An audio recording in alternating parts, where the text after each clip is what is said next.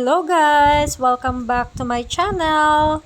At dahil tapos na ang ating mga kaganapan sa buhay, at dahil ako ay wala namang ginagawa sa ngayon, so wala pa akong trabaho, so balik muna tayo sa ating pagpaplantita at pagbablog-vlog kunwari. So ngayon, ang plano ko is magagawa ako ng burong mustasa. So, itong mga mustasa na to ay iba to dun sa mustasa na karaniwan naming binuburo or binuburo ng nanay ko sa Batangas. Kasi ito ay, hindi ko alam kung anong klaseng variety to, pero ano lang kasi to yung parang pechay na mustasa. But anyway, mustasa pa rin naman to. So, ayan na nga, masyado na silang malago or malaki. So, doon ko lang sila tinanim sa sa bote ng Wilkins na hinati ko lang sa gitna. Tapos ayan nga, dahil nga sobrang siksikan sila, madami na siyang dahon. So, dapat na nating bawasan at saka nabubutas lang yung mga dahon kasi naunahan tayo ng mga bugs.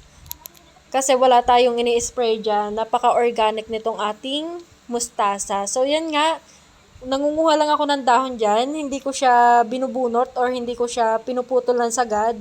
Kinukuha ko lang yung mga malalaking dahon kasi yun lang yung ating gagawing buro. So guys, tip lang, kapag mag-harvest kayo ng mustasa, huwag niyong isasagad yung pagkaputol kasi sumisibol pa ulit yan. So hanggat buhay yan, magdadahon yan. Kaya kapag mag-harvest kayo, kunin niyo lang yung mga malalaking dahon, itira niyo yung yung pinaka-babing dahon niya. Pwede nyo yung kalbuhin, basta itira nyo yung pinaka-babing dahon niya kasi lalaki pa ulit yan.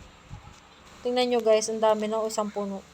Hindi ako nanood ng video. Ayan yung mga pinagkuhaan ko. Ang likot ng video, no? Ang init kasi. Tapos yan, nakita nyo ba, may mga pechay din. Guys, sariling version ko to ng burong mustasa. So, itong ginawa ko, naglagay lang ako ng tubig sa kalderong maliit. Tapos, ayan, hinugasan ko na yung mga mustasa. Tapos, naglagay din ako ng paminta. Yan, paminta, suka, tsaka asin. Tapos, lang yan, papakuluin ko lang yan. Ayan, yung suka.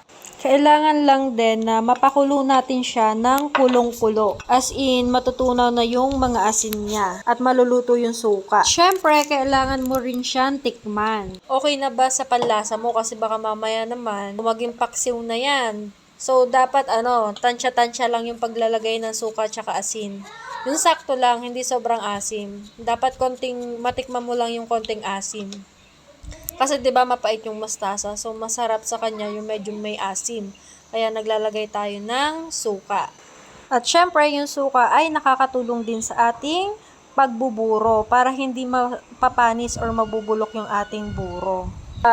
Sure na tayo na natunaw na yung asin. Tapos ang gagawin natin diyan, hindi natin siya agad ibubuhos sa mustasa. Ayan, nilagay ko lang siya sa jar. Tapos, naglagay din ako ng mga fresh na garlic. Tapos, hinintay ko lang maging maligamgam yung tubig na pinakuluan natin kanina. Tapos, kapag maligamgam na siya, pwede na natin siyang ibuhos sa ating mustasa.